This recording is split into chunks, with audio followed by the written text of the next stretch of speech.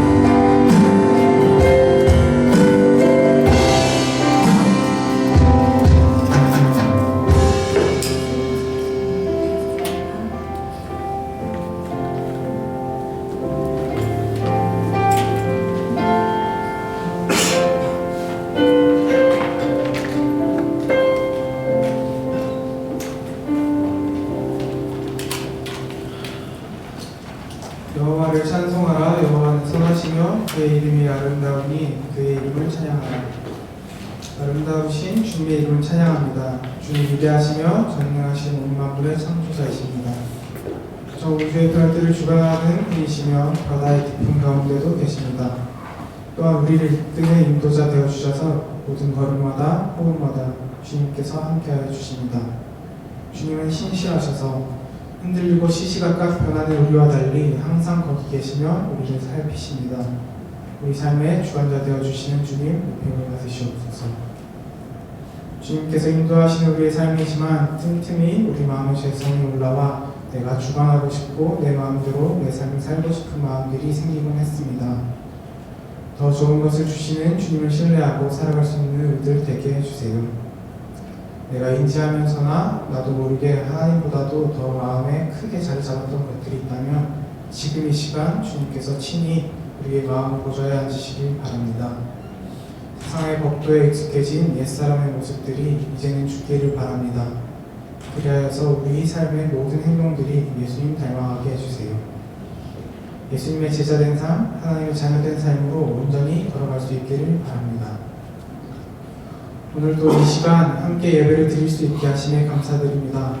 사랑하는 공동체와 함께 예배드리며 주님을 찬송하고 주님께서 우리에게 주시는 말씀을 듣게 하심에 감사드립니다. 당연하게 생각했던 것들이 모두 주님의 은혜가 아닌 것이 없습니다. 일상의 삶 가운데도 주님의 은혜로 우리가 하루하루 살아가며 승리하는 삶으로 나아가게 해주심에 감사드립니다.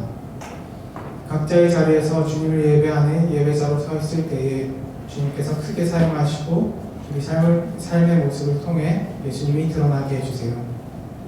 그리하여서 믿는 자들에게는 본이 되게 하시고 믿지 않는 사람들에게는 구별된 삶을 사는 이유가 무엇인지 궁금증을 유발하는 사람 되게 해주세요. 예배를 위하여 기도합니다. 예배의 처음과 끝을 성령님께서 주관하여 주시고 영과 진리로 드리는 예배 되게 해주세요. 말씀 전하시는 방동희 목사님과도 함께하여 주셔서 우리 주님께서 우리에게 들려주시고자 하는 말씀을 우리가 잘 들을 수 있도록 해주세요. 전해지는 말씀을 통하여서 우리가 하나님을 더 알게 되고 더 사랑할 수 있는 시간이 되기를 바랍니다. 이 모든 말씀 우리를 사랑하셔서 이 땅 가운데 오신 주 예수 그리스도 이름으로 기도드립니다.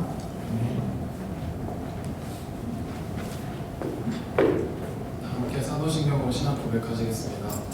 나는 전능하신 아버지 하나님 천지의 창조주를 믿습니다. 나는 그의 일하신 아들 우리 주 예수 그리스도를 믿습니다. 그는 성령으로 잉태되어 동정녀 마리아에게서 나시고 본디오 빌라도에게 고난을 받아 십자가에 못 박혀 죽으시고 장사된 지 사흘 만에 죽은 자 가운데서 다시 살아나셨으며 하늘에 오르시어 전능하신 하나님을 하시리라. 거기로 또한 자와 죽은 자를 심판하러 오십니다. 나는 성령을 믿으며 거룩한 공교회와 성도의 교제와 주의 용서받는 것과 은혜가 인생을 믿습니다. 아멘. 하나님께서 주신 말씀은 에베소서 4장 25절부터 32절입니다. 제가 읽도록 하겠습니다. 그런즉 거짓을 버리고 각각 그 이웃과 더불어 참된 것을 말하라. 이는 우리가 서로 지체가 됨이라. 분을 내어도 죄를 짓지 말며 해가 지도록 분을 품지 말고 마귀에게 틈을 주지 말라. 도둑질하는 자는 다시 도둑질하지 말고 돌이켜 가난한 자에게 구제할 수 있도록 자기 손으로 수고하여 선한 일을 하라. 무릇 더러운 말은 너희 입 밖에도 내지 말고 오직 덕을 세우는데 소용되는 대로 선한 말을 하여 듣는 자들에게 은혜를 끼치게 하라. 하나님의 성령을 근심하게 하지 말라. 그 안에서 너희가 구원의 날까지 인치심을 받았느니라. 너희는 모든 악독과 노함과 분냉과 떠드는 것과 비방하는 것을 모든 악의와 함께 버리고 서로 친절하게 하며 불쌍히 여기며 서로 용서하기를 하나님이 그리스도 안에서 너희를 용서하신 것 같이 하라. 오늘 목사님께서 오늘 기도해 주시겠습니다.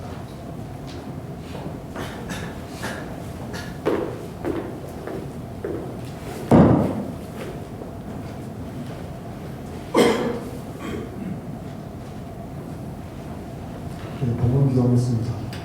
하나님 아버지, 주의 은혜가 매 순간마다 우리에게 부어지는 믿습니다.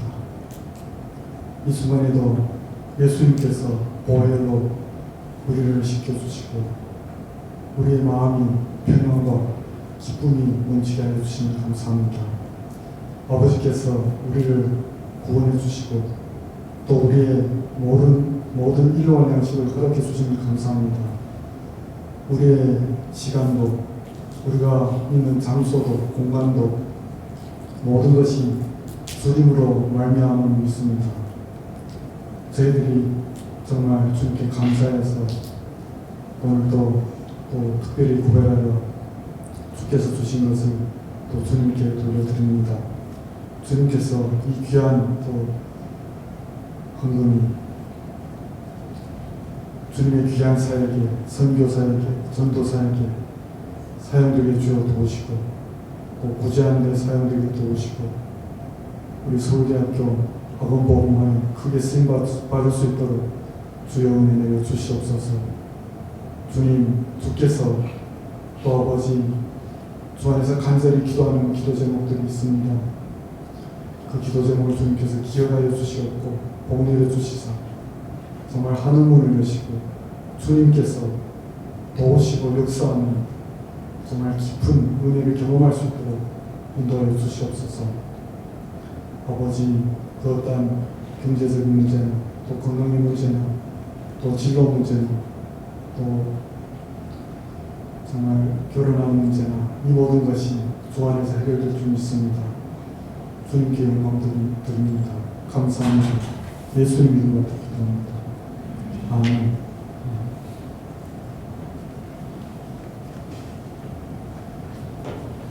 진실을 말해도 안전한 교회라는 제목으로 말씀 나누고자 합니다.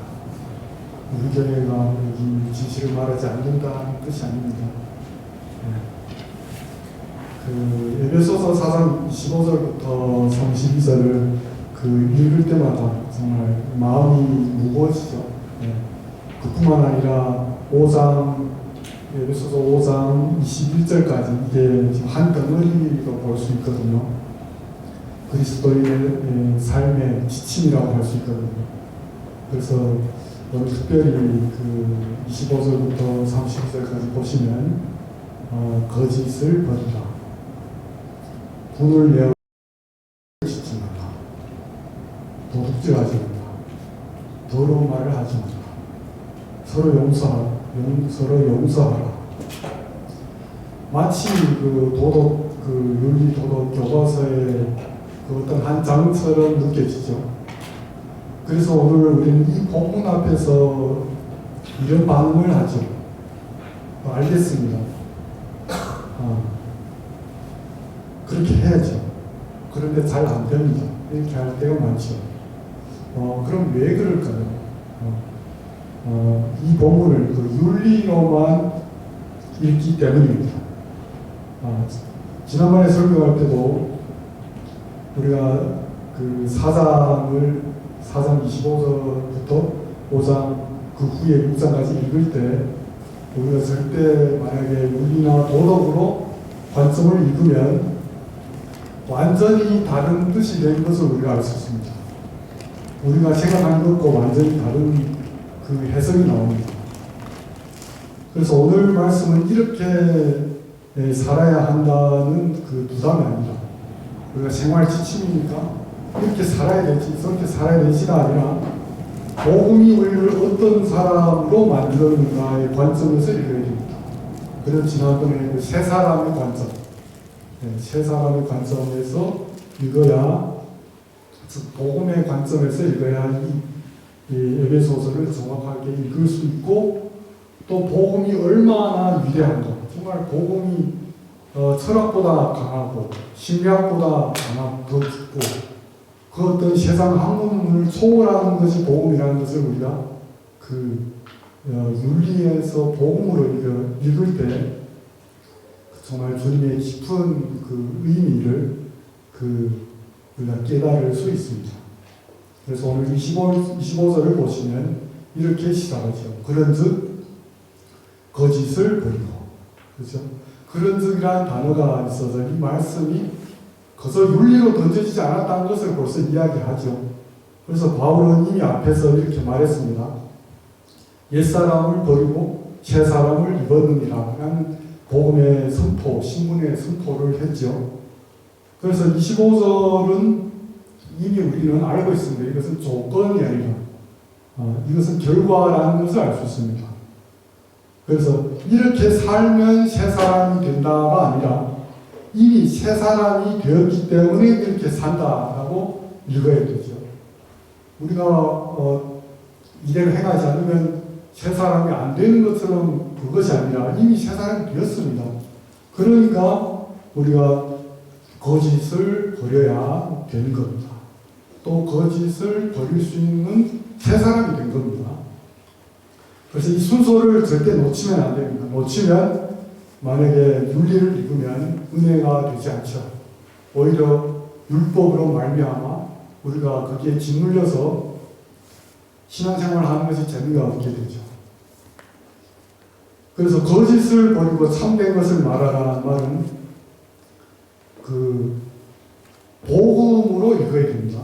윤리로 읽으면 안 됩니다. 그래서 25절 다시 보면 거짓을 버리고 각각 이웃과 더불어 참된 것을 말하라.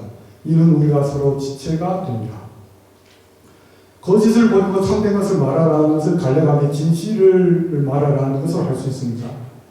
그래서 이 말을 윤리로 말할 때와 복음으로 말할 때는 그 말하는 그 톤과 그 동기와 방향이 완전히 달라집니다. 그래서 대략 5가지 그 차이를 우리가 생각해 보기를 원합니다. 첫 번째 그 출발점의 차이가 다릅니다. 윤리로 이 말씀을 읽으면 이렇게 됩니다. 그리스도인은 거짓말을 하면 안 됩니다. 진실을 말해야 올바른 사람입니다. 맞죠? 그렇죠? 맞는 것 같죠?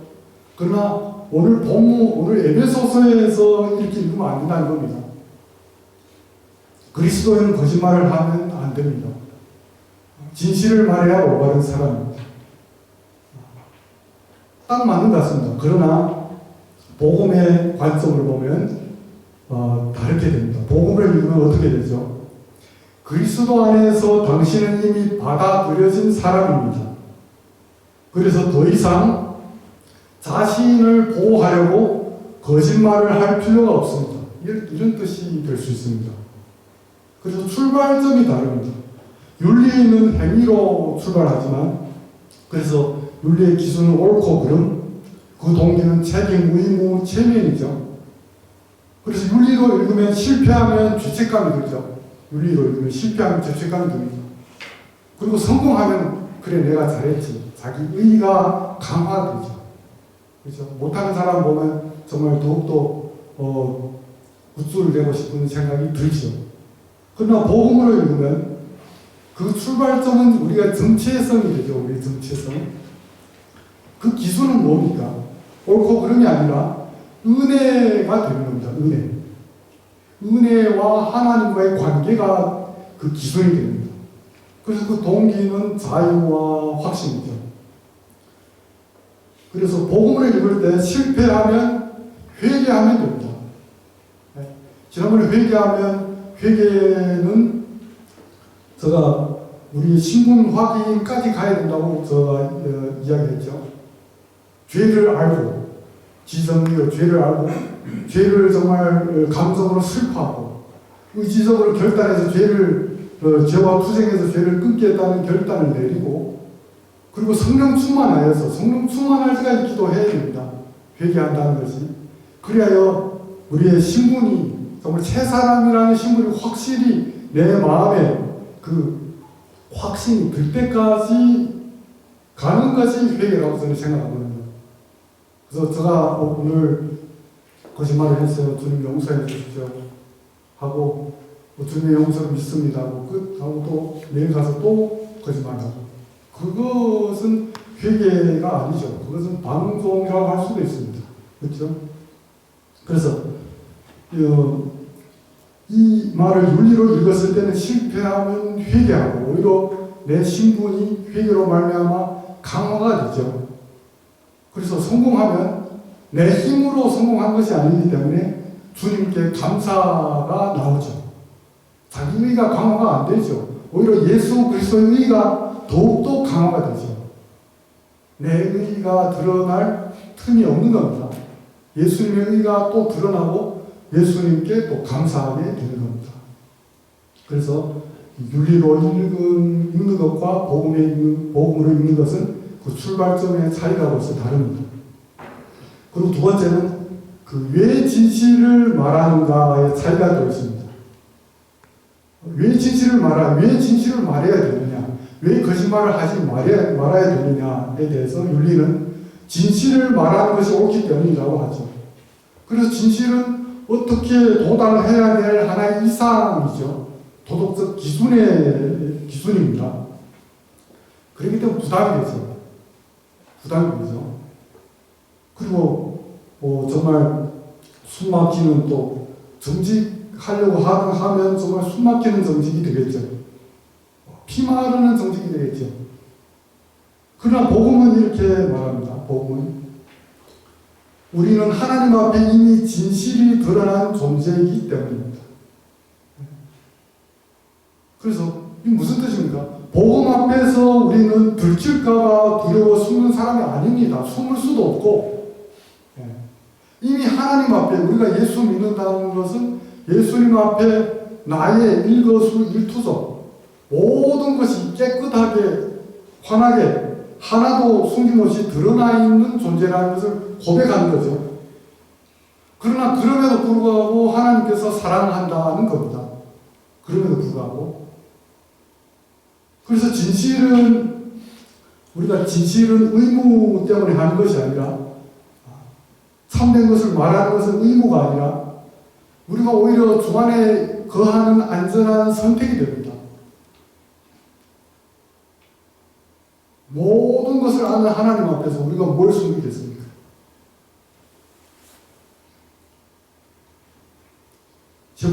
세 번째, 진실을 말하는 방식이 다릅니다. 윤리와 복음은. 윤리적 진실을 말하기는 정확하죠. 그래서 차갑습니다. 종종 상대를 심판하죠. 그리고 나는 진실만 말했어 라면 나는 진실을 말했어, 나는 거짓말하지 않아 하면서 상대를 배려하지 않아요. 날카로운 칼과 같습니다. 그러나 복음이 말하는 그 진실, 복음이 말하는 거짓말하지 말라, 참된 것을 말하는 것은 관계를 살리죠. 관계. 내가 진실을 말할 때 그 사람과의 관계가 끊어지면 안 되지 않습니까? 다 파탄되고 다 끊으면 안 되지 않습니까? 그래서 오히려 회복을 목표로 그래서 그에게 이 진실이 당신을 살리기를 바란다는 그 마음을 가지고 하는 겁니다. 여기서 에베소서 4장 15절이 연결되죠. 오직 사랑 안에서 참된 것을 말합니다. 네. 사랑이 없는 고면, 기도가 없는 상담. 어떻게 말하면 무슨 윤리적으로 접근하기 쉽죠. 그래서 복음은 이 진실이라는 이 진실에 사랑이라는 방향타를 달아주죠. 그 방향타를 달아줍니다. 그래서 그 진실이 정말 그 날카로운 그 진실이 정말 부드러운 사랑에 쌓여갖고 관계가 훼손되지 않게끔 하는 겁니다. 그리고 네 번째는 또 차이가 이 진실을 말할 때 내가 서 있는 위치에 차이가 있습니다. 내가 서 있는 위치. 윤리는 이렇게 말합니다. 윤리는 나는 옳은 사람. 당신은 고쳐져야 할 사람. 네. 그래서 이 구조에는 진실이 아까처럼 좀 날카로운 무기가 되죠. 그 사람을 상하게 됩니다. 그러나 복음은 나도 은혜로 사는 사람. 당신도 하나님의 형상. 당신도 은혜가 필요한 사람. 그래서 여기에서 진실은 치료의 도구가 됩니다. 치료의 도구가 되죠. 그러니까 회복을 시킬 수 있다는 겁니다. 그래서 복음이 이 진실을 이야기할 때, 복음이 이 거짓말을 하지 말고 참된 것을 말하라고 할 때, 이 높은 자리에서 이렇게 떨어지는 말이 아니죠. 말이 아니라 정말 위험 있게 이렇게 해야 된다, 저렇게 해야 된다가 아니라 같은 위치에서 건네는 말이 되죠. 같은 위치에서 내가 거짓말한 사람에게 또 참된 것을 말하지 않은 지체에게 나는 다 된 것처럼 생각하고 스승 위치에서 내리누르는 것이 아니라 같은 위치에서 회복을 위해서, 관계를 위해서, 하나님과의 관계를 위해서 건네는 말이 되는 겁니다. 실패했을 때 어떻게 될까요? 만약에 거짓말을 하지 말았는데 거짓말을 하게 되죠. 실패했을 때 윤리는 거짓말을 하실 때 이렇게 하죠. 윤리를 보면 숨기죠. 또 변명도 하고, 그리고 더 정교한 거짓말을 만들죠. 실패했을 때 다른 사람 알아차지 못하는 김새를 눈치채지 못하는 거지만 더 정교하게 만들죠. 그러나 복음은 인정하고 다시 진실을 선택합니다. 왜냐하면 진실을 말하지 못하는 순간조차도 주님은 이미 알고 있기 때문입니다. 그래서 바울은 여기에 이는 우리가 서로 지체가 됨이라고 이야기하고 있습니다. 윤리는 진실을 말하라고 명령하고 복음은 너는 진실을 말해도 안전한 사람이라고 선언합니다. 그래서 바울이 여기서 우리가 서로 지체가 됨이라는 이 말은 우리는 같은 몸, 우리는 같은 편이라는 뜻이죠. 그래서 참된 것을 말하는 이유, 의로워지기 위해서가 아니라 이미 한 몸이기 때문입니다. 그래서 복음적으로 말하면 너는 참된 것을 말해도 버려지지 않는다. 복음 안에서 거짓을 버리고 참된 것을 말하는 것, 진실을 말하는 것은 용기의 문제가 아니라 안전의 문제입니다. 그럼 이 세상에서 진실을 말하는 것은 그 윤리에 가까울까요? 복음에 가까울까요? 이 세상에서는 진실은 관계를 안전하게 만드는 장치가 아니라 책임을 묻기 위한 전제의 조건이 되죠. 그래서 이 세상의 구조는 복음의 구조가 아니죠. 율법적인, 법률적인 구조에 가깝습니다. 그래서 현실적으로 우리는 이런 말을 많이 듣죠. 솔직한 손해본다. 그렇죠? 괜히 사실대로 말해서 문제만 커진다. 일단 넘어가고 보자. 그래서 이 세상은 진실을 말하면 안전하지 않은 사회적 경험이 누적될 수밖에 없는 구조죠.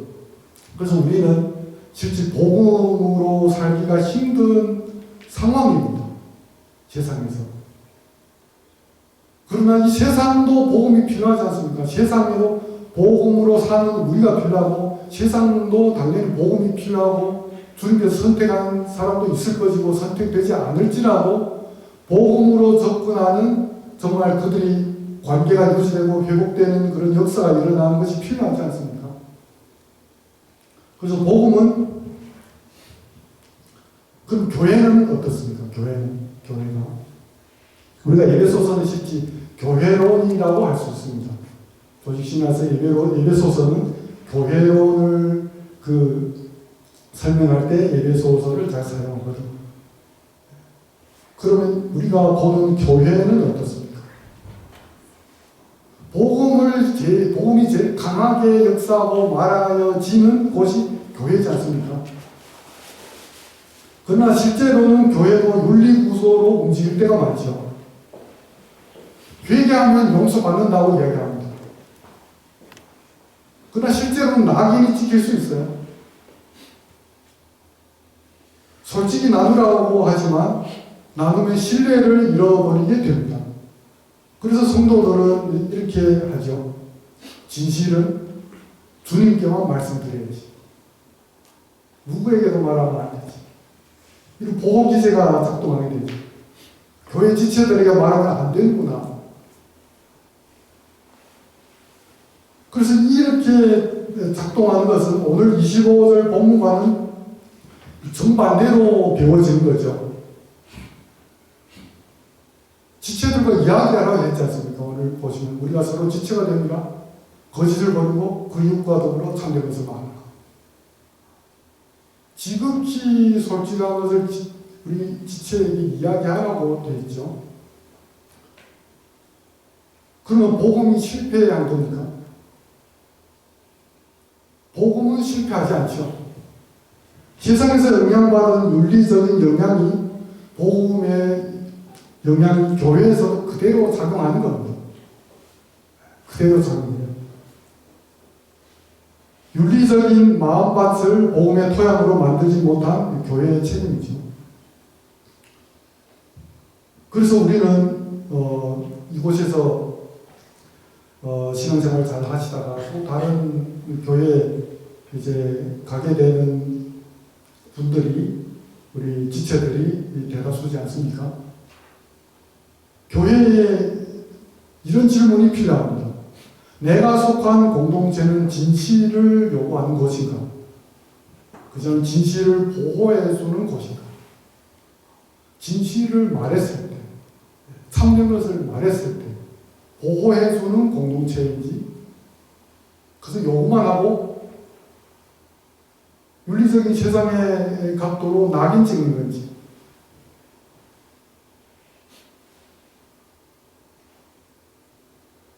이것이 이 부부와의 관계도 같죠. 두 명의 공동체. 진실을 요구하는지, 진실을 보호해 주는지. 가정에도 같습니다. 동일하게 작동을 합니다. 우리 가정은 어떨까? 내가 이후에 정말 세워나가야 할 가정은 어떻게 세워나갈까? 진실을 요구만 할까? 자녀 양육할 때 진실을 요구만 할까? 그냥 진실을 보호해 줄까? 이 마음이 즉 윤리적으로 대할까? 복음으로 대할까?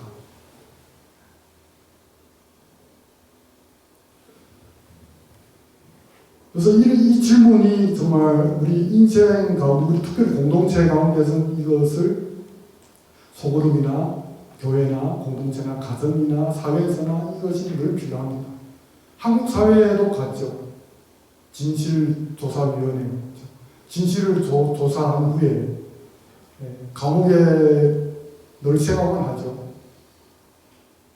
보호하거나 어떻게 다시 회개하고 회복하고 관계를 유지해서 더 나은 사회를 만드는 데는 목숨을 두지 않는 것 같아요.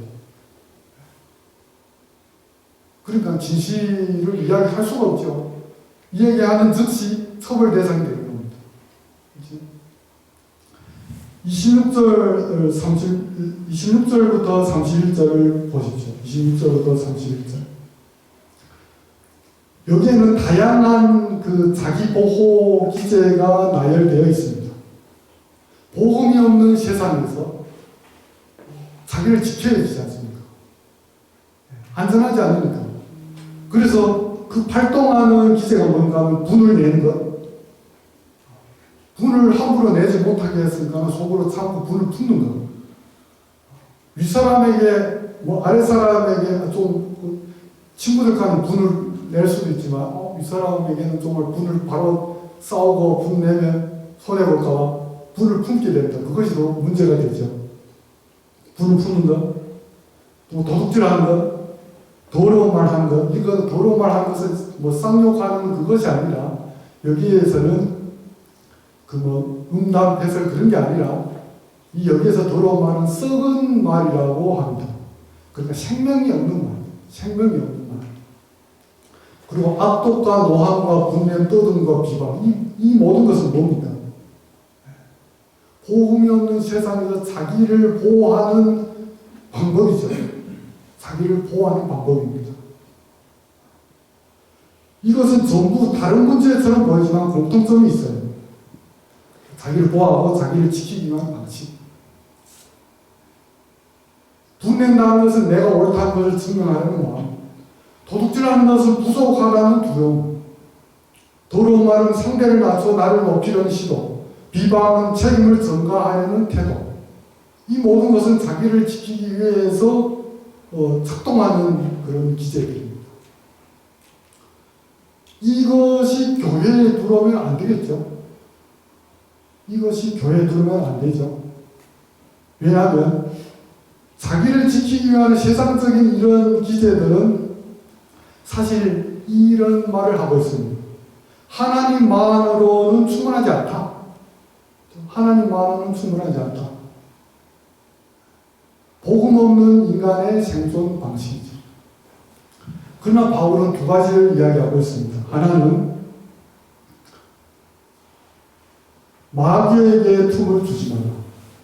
왜냐하면 아까 세상적인 방어 기제들이 교회에 들어오면 교회가 안전할 수가 없지 않습니까? 교회는 진실을 말해도 보호해주고 지켜주고 한전하고 회복되고 치유가 되는 요 공동체인데 세상적인 기제가 여러 들어오고 자기 보호 기제가 여기 작동하면 교회는 교회로서 존재할 수 없고 그 복음이 교회에서 윤리와 끊임없이 충돌을 일으키게 되죠. 그래서 바울은 두 가지를 요구합니다. 하나는 마귀에게 틈을 주지 마라. 마귀에게 틈을 주지 마라. 두 번째는 무엇입니까? 두 번째는 성령을 근심하게 하지 마라. 하나는 마귀이고 하나는 악한 영이고 하나는 성령입니다. 영적인 문제와 연관을 시키죠. 영적인 문제와. 그래서 마귀에게 틈을 주지 마라는 것을 보면 그 틈이 무엇이냐 거죠. 그리고 여기서 주지 마라는 것은 내가 주지 않으면 그 틈이 생기지 않습니다. 그리고 우리 공동체가 그 틈을 주지 않으면 이 틈을 내놓지 않으면 그 틈이 생기지 않습니다. 그래서 26절을 예로 들어보면 분을 내어도 죄를 짓지 말며 해가 지도록 분을 품지 말고 라고 하죠. 여기서 분을 내어도에서 분하고 분을 품지 말고 하여 분을 품지 말고의 분은 바울이 의도적으로 여기에 원문에서 다른 단어를 사용했죠. 이 분노라는 감정을 문제 삼는 것이 아닙니다. 분노라는 감정이 죄가 아니죠. 그래서 여기서 분을 내어도 죄를 짓지 말라고 이야기하고 있습니다. 그래서 분노를 계속 붙들어둔 행위를 문제 삼고 있습니다. 마귀에게 틈을 주지 말라. 이 연결은 우연한 것이 아닙니다. 분을 내는 감정은 분을 내는 것은 틈이 아닙니다. 그러나 그 분노가 머무는 상태, 분을 품는 것은 틈입니다. 분을 품는 것은 틈이 됩니다. 분노 자체는 틈이 아니죠. 그러나 품어진 분노, 기억된 분노, 정당화된 분노, 이것은 틈이 됩니다. 그래서 내 삶과 공동체 안에서 분별이 살아날 수 있는 감정과 말과 관계의 공간을 방치하지 말라는 뜻입니다.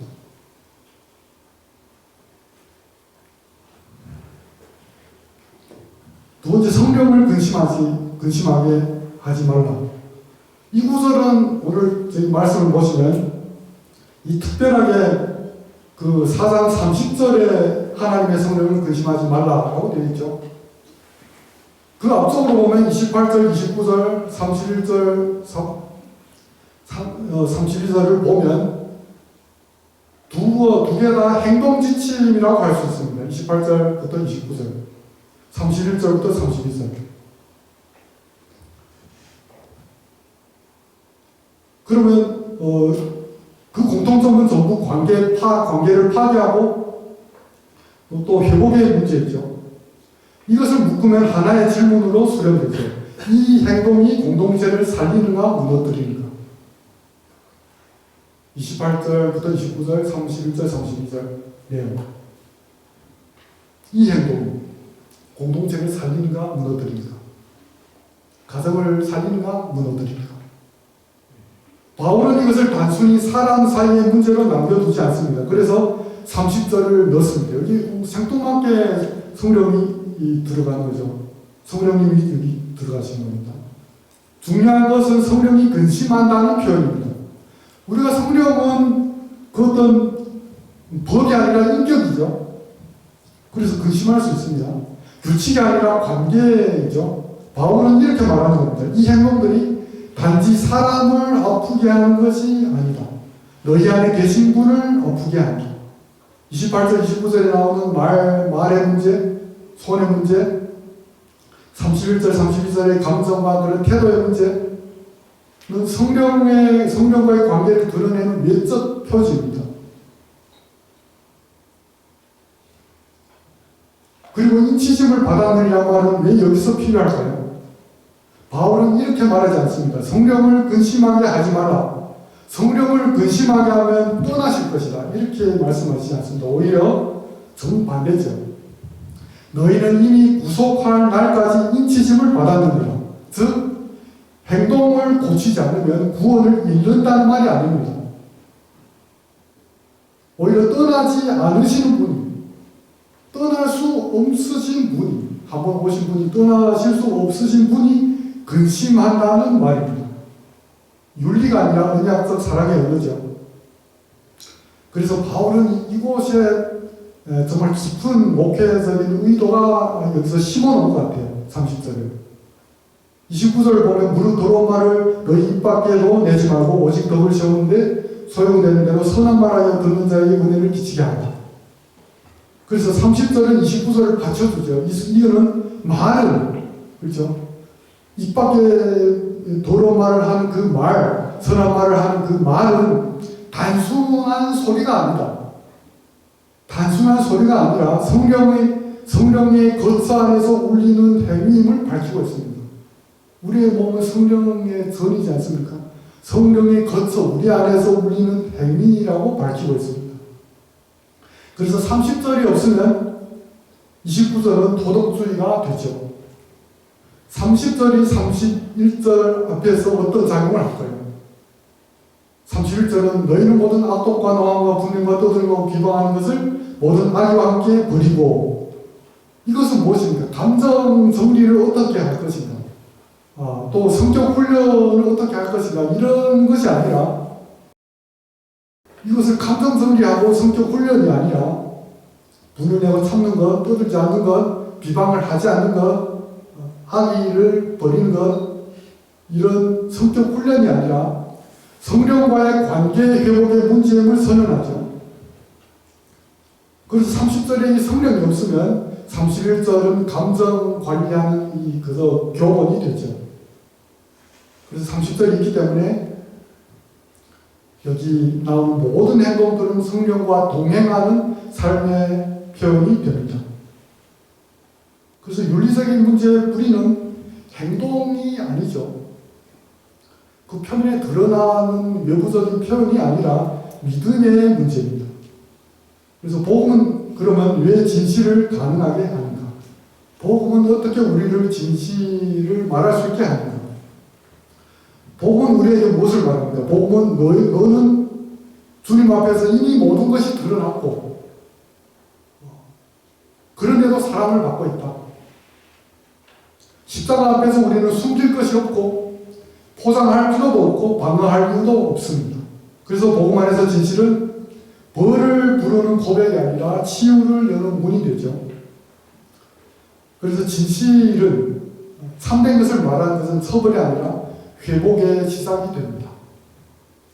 우리 교회도 그렇고 우리 가정도 그렇고 우리 그 어떤 사회도 진실을 요구하면서 처벌을 염두에 두면 안 된다는 겁니다. 어떻게 하든지 회복의 시작이 될 수 있도록 해야 되는 것입니다.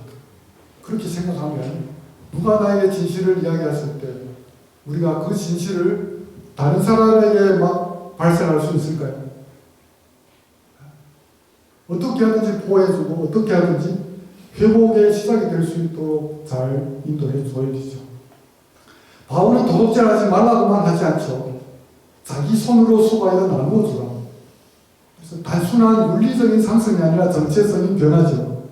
움켜쥐는 사람으로부터 흘려보낸 사람, 숨기는 사람부터 말할 수 있는 사람. 계속 숨기고 싶죠.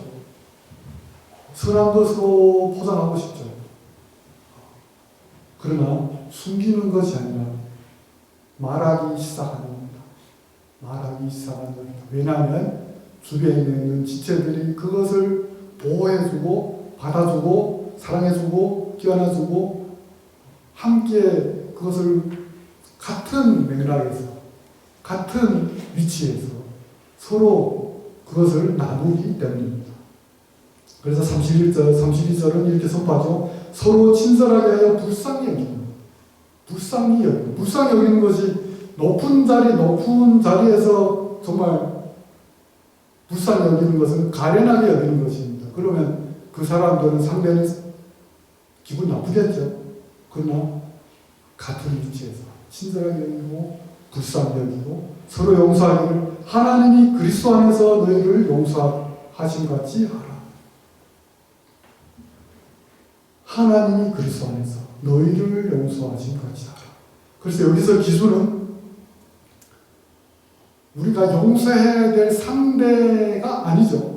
상대가 잘하느냐 못하느냐가 아니라 하나님이 나를 어떻게 대하셨느냐가 기준이 됩니다. 그래서 윤리는 말합니다. 윤리는 이렇게 하죠. 그 사람도 용서받을 만하잖아. 그렇죠? 그러나 복음은 이렇게 말하죠. 너도 용서받을 자격이 없지만 용서받았다. 그래서 복음적인 용서는 억지 인내가 아니라 억지로 용서하는 것이 아니라 이미 받은 용서의 은혜를 흘러 넘쳐 보내는 겁니다. 오늘 본문은 착한 사람 만들기가 절대 아니죠. 그래서 윤리적으로 읽으면 안 됩니다. 에베소서 4장 25절 32절 목적은 이것이 아니죠. 모범 시민을 만들거나 점잖은 교회 만드는 것이 아닙니다. 이 본문의 목적은 이것입니다. 진실을 말해도 안전한 공동체. 진실을 말하기 시작하는 공동체. 마음속에 정말 폐부의 진언을 주위에는 지체들에게 말할 수 있는 공동체. 그래서 바울은 복음으로 시작하고 복음으로 끝내죠. 윤리로 시작하고 복음으로 끝내는 게 아닙니다. 복음으로 시작하고 복음으로 끝내죠. 성령을 근심하게 하지 말라. 이미 인치심을 받았다. 그리스도 안에서 용서받았다. 이것이 우리를 바꾸는 이유죠. 우리 공동체는 이제 결론을 맺겠습니다. 우리 공동체는 진실을 요구하는 공동체입니까? 진실을 보호하는 공동체입니까? 윤리 중심의 공동체는 사람들이 점점 말을 줄이죠. 점점 말을 해봤자 소용도 없고 오히려 상처받으니까 말을 줄이게 되죠. 그러나 복음 중심의 공동체에서는 사람들이 말하지 않던 사람들이 조금씩 말을 하기 시작합니다. 왜냐하면 그들은 알기 때문입니다. 내가 진실을 말해도 나는 여전히 한몸이다. 내가 진실을 말해서 내가 안전하지 않아서 내가 이 공동체에서 떨어져 나가는 것이 아니라 내가 진실을 말해도 전혀 손해가 없고 안전하고 이 주 예수 그리스도를 머리로 한 이 지체 안에서 우리가 평안을 누리고 기쁨을 누리기 때문이죠. 그래서 우리가 한 몸 가운데서 있다는 것을 확인할 때 정말 주님께서 기뻐하는 그런 교회가 아닐까. 이를 위해서 우리가 정말 늘 기도하면서 주님께 원돌고 또 주님의 말씀을 윤리로 읽는 것이 아니라 복음으로 읽기를 바랍니다. 기도하겠습니다. 주님, 우리를 더 착하게 만들기보다 우리를 더 진실하게 만들어 주소서. 숨기지 않아도 되는 공동체, 말해도 버려지지 않는 공동체, 이 귀한 이런 교회가 되게 하소서. 그리스도 안에서 이미 용서받은 자답게 진실 가운데로 살게 하소서. 예수 그리스도의 이름으로 기도합니다. 아멘.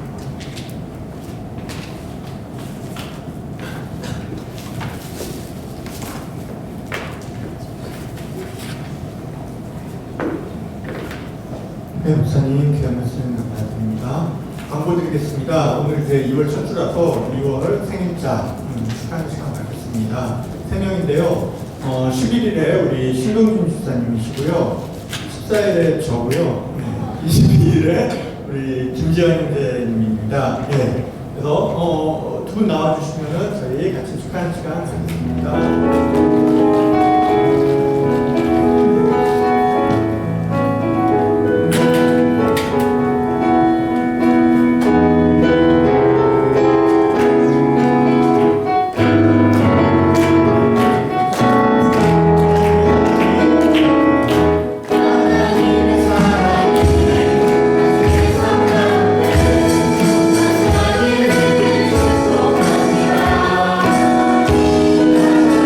주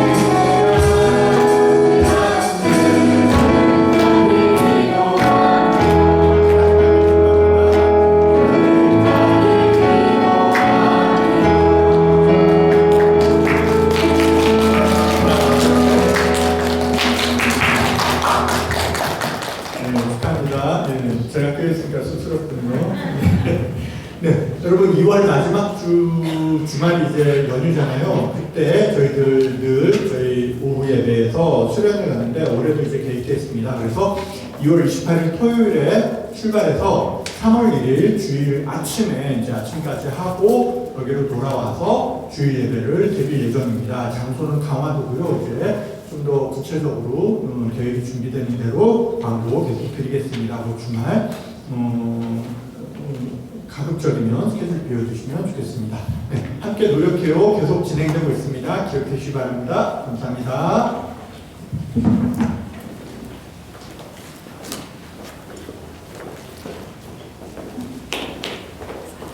자리에서 일어나셔서 그의 교단제나 해주겠습니다.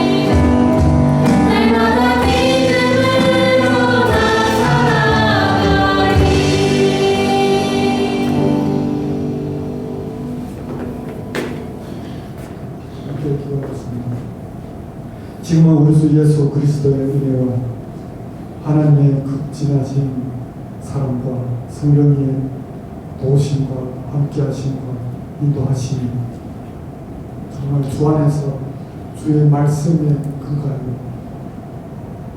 지체를 사용 참된 것을 말하고 또 그 안전을 정말 자기 몸과 같이 지켜주기를 원하고 정말 함께 회복하고 치료하고 은혜가 나누고 감사가 넘치도록 원하는 이 자리에 모였습니다. 주의 거룩한 지체 머리 위에 영원히 함께 있을지어다. 아멘.